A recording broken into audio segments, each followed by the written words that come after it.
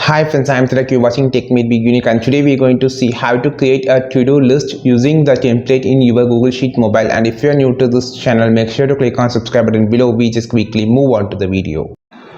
So how to create a to-do list on the using template in Google Sheet mobile. So I'm just going to just click on this plus symbol and just choose a template here. Then you just need to see the first template, which actually a to-do list. Just click this. So after clicking the to-do list, you can easily just use this template. You can just type here, just double tap here, you can see the keyboard appears here. Now you can just type whatever the data that you want to think that you want to insert.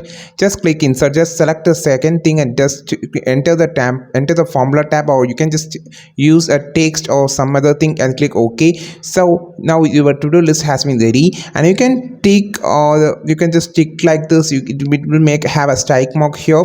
So you can just also change the color of the template by using this. You can see you can change the colors, and also you can customize everything. You can also customize the formula, and you can just zoom it out, and you can see how many things, how many lists having here. There is a total of 50. You can also increase it or you can also decrease it using the options. You can fully customizable, and after using and customizing the options, you can just save it for your own. I think this video helped you a lot. Like this video, share this video, subscribe this channel.